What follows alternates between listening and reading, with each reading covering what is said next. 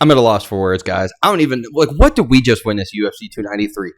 It's got me sitting here contemplating. Do I even know MMA anymore? Like, holy crap, guys! Holy, this entire fight week leading up to this, man, entire month, whatever you want to say. Ever since the fight card's been announced, and ever since the main event's been announced, I've been sitting here like, man, this is just a glorified fight night. I'm always excited for fight nights. I'll watch them for sure, but it just didn't have that big fight feel or anything, and the whole time I'm sitting there like, dude, there's no way that Sean Strickland could beat Israel Adesanya, right? Like, there's just no way. We just saw Israel Adesanya take down the beast that has beat him multiple times. Finally got Alex Pereira. We've seen him just outpoint people left and right. We've seen him finish other killers. Like, it just felt like, this is Izzy's time. UFC poster, let alone not that, just his documentary's coming out in like 2 weeks. Like, all around, I'm sitting here just like, holy shit, what did we just witness? Like, I'm in shock. Like, dude, I don't even know MMA anymore, it feels like. And, first off, shouts out to my people at B-Dubs for hooking me up with the poster, as always. Always getting me hooked up with it. Sorry, I'm sure it didn't look that great. But, like, seriously, guys, do we even know MMA at this rate anymore? At the first round, when Sean dropped Izzy, I was sitting there like, no way. Like, what am I watching? Like, I'm telling you guys, there was something there in the press conference this week. I said it in my video leading up, like, I was so shocked at the love that Sean Strickland was getting from the crowd in Sydney. Like, completely shocked. Like, I'm sitting here, it was just like, it felt like when Leon Edwards and, Kamaru Usman weighed in for their second fight, or technically their third fight, but second title fight, and Colby Covington got a bigger roar than both of those guys did as a backup, weigh-in. And, I was just shocked to see the fans that, Colby's got. And then all of a sudden, Sean Strickland, he's always talking, he's real, your average white person that's always, maybe a little racist to him, little screw loose. Like, and all of a sudden, this guy's got all these fans and people are booing Izzy. And during the fight, you're listening to the crowd chanting Strickland. They're going ham for him, getting him excited in the floor, cheering for him, booing Izzy. Like, holy crap, guys. What? This just shakes me up, man. And I got to be honest here. You got to respect Izzy for taking this fight, even though he probably didn't need to. Like, he easily could have looked at Sean Strickland and said, he doesn't deserve this fight. Let's wait a couple months for Rodriguez Duplessis to be ready. And look what happens now. Sean Strickland, this is why you got to love the sport, man. I never was a fan of Sean Strickland. I never thought I would be. And here I am halfway through the third round, and I'm like, holy crap. We're watching Izzy throw in another snooze fest, but Sean Strickland with this high guard and always checking the kicks, keeping that knee coming up. This might be the perfect fight for him. And it looked like this guy was hitting him like Francis Ngannou or something. Izzy was running away from him all night. And this is where I got to be honest with you guys here. I was a little over it during like the Jared Cannonier run, Yoel Romero run, Marvin Vettori run, where I totally get it. If you're Izzy, you don't need to go out there and act stupid just to prove a point to get a highlight reel finish. Like, yeah, okay, just use your skill and just outpoint these guys. And if the contender or the your opponent and everything is coming up and the challenger is not going to do anything to come get the belt, like, then yeah, why? That's not your fault.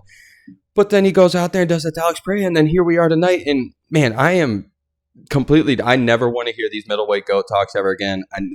I never want to hear any of that stuff.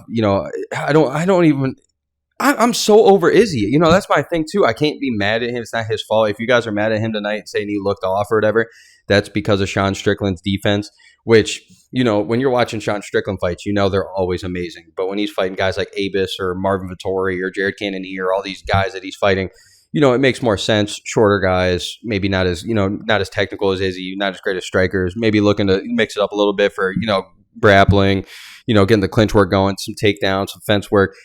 And, you guys watched tonight, and it's like, holy shit, Sean Strickland came out with a perfect game plan. It looked like the MMA gods were on his back, had his back. And, I just can't help but sit here and just, man, watching him at that end of that 10, probably like 10 seconds left in the fight, and he's screaming at Izzy with his hands down. And I'm like, holy shit, this guy did it. The entire time I'm watching, I'm like, after the fourth round, I'm like, it's 3-1 right now. Sean Strickland, he's going to win this belt. Izzy doesn't even look like he can get anything going. It looks like he doesn't want to get anything going. Midway through the fifth round, I think Izzy made it. There was probably 2 minutes left. He threw a couple like nice straights and some really big power shots that weren't even close. And it looked like Izzy was just okay to just get, beat by a decision. And it just, man, that shit just rubs me the wrong way, man. I was calling it before this fight. I thought it was going to be quite similar. I just didn't think Sean Strickland was going to knock him down, nor did I think Sean was going to do what he was doing tonight with the teep kick was going all night and just the jab in his face. Like, the pressure, like, I knew the pressure would be there, but I kind of thought it would just be another Izzy snooze fest win. And it was another Izzy snooze fest performance, but luckily Sean brought it tonight, man. And I don't know, man. I'm just so shocked. I don't know what we just watched. I can't believe it. I'm still shocked. This feels like, this is one of the first fight cards quite literally since Chael Sonnen versus Anderson Silva 1 where I just was, I almost skipped it. You know what I'm saying? I've watched every fight card since, oh my gosh, I can't even remember. It's been so long now, probably like 2007, something like that, 2008-ish. And, it feels like the first fight card since literally Anderson Silva, Chael Sonnen, where I was like, Anderson Silva, this guy is just too good. Chael Sonnen, yeah, he's a good wrestler and everything, but it's Anderson Silva. Like, this guy's going to take him out. And I almost missed that fight, but I watched it for no reason. I think it was the only fight I might even watch that fight card. And, Chael Sonnen looked like he was about to win until that last minute with the whole triangle and everything. And then you fast forward however many years, 10 years later, whatever years later, and here we are with, Israel Adesanya, in my opinion, way better than everybody in the division now that Alex Pereira is gone. And, I think he's way better than Robert Whittaker. And Robert Whittaker, I think, is way better than the rest of the division. And, I'm like, Sean Strickland is probably just going to be a nice little – I think Izzy's just going to get the leg kick going, probably get the jabs going, probably be a boring night. And here we are again, one of the most shocking nights in UFC history, easily. Most shocking night in MMA history. I'm still bamboozled. I'm not trying to be mean to Izzy right now, but I just thought he fought such a terrible fight. And that's also shouts out to Sean Strickland. That's how good that guy was tonight.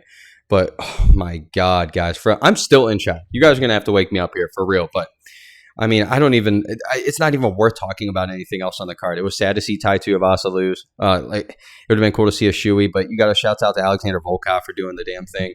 Manel Cape.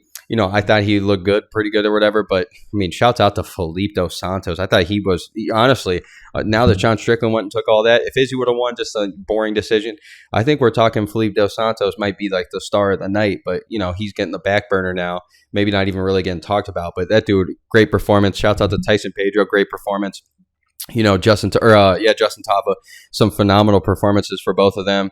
It was a decent night for, the hometown heroes until clearly the end, the co-main and the main event. Like, guys, I am still shocked. That was the number one question I was really sitting there thinking after that press conference. Like, man, what would the world look like if Sean Strickland's our champion? Deshaun Strickland is our champion. And here we are. We're about to find out. It's about to be a whirlwind. This guy's about to have so many fans now. He's going to be a superstar. I'd like to see where they're going to go with this. I mean, he just shit on all the UFC's plans with Israel Adesanya. Now you're looking at a weird position where it's UFC 293 now, and Izzy's talking about he wants to be on UFC 300. He took a lot of beating tonight. Like, oh my gosh, guys! Like I can't wait to look at the after picture. I might have him posted on here by the time I'm done with this, but man, beat up. So what's next? You're going to do the rematch? Like, I really, at this rate, I think Izzy could win that, but then again, that man was just backpedaling all night. Didn't one time sit down and try to just throw some power. I know he couldn't get his jab going or his kicks or anything, but I mean, Jesus, the dude didn't even try to clinch, didn't even try to do any work, anything going. Guys, I am so shook right now. I'm shocked still, and I'm going to be shocked, and I'm sorry for being repeating myself nonstop here, but like, this might be the most shocking night in recent memory. Like, I remember being real shocked with Dricus du Plessis versus Robert Whittaker, but to be fair, Dricus du Plessis has the ability to knock out anybody, honestly, if we're being fair. That guy can hit very hard. Like, if he would have been the one to drop Izzy tonight, wouldn't have been a shock. But the fact that Sean Strickland, who's more volume, never really sits down on punches and just caught him, it was crazy too, because it's one of the patent Izzy left hooks that he always does, where he keeps his chin way back in the air and he leans back, but he hits you with a hook, and he just got that straight right in there. Like, guys, that was master class performance by Sean Strickland tonight. I feel like the MMA gods had his back. It's like, hey, all the rounds that you've ever sparred in your life, all the brain damage you're taking, like, this is one of those Rudy moments. This is going to be a movie probably one day for sure. It'll be funny to see how they spin it to get all like the racism and shit out of it with the build up. But guys, we just witnessed some shit tonight, man. We witnessed some shit tonight, and boy, I'm happy. I've been telling people all week, it's probably gonna be a boring card.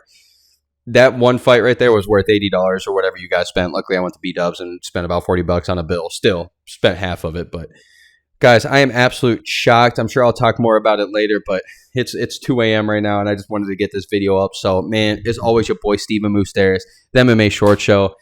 And Sean Strickland just beat Izzy Adesanya. Get the fuck out of here.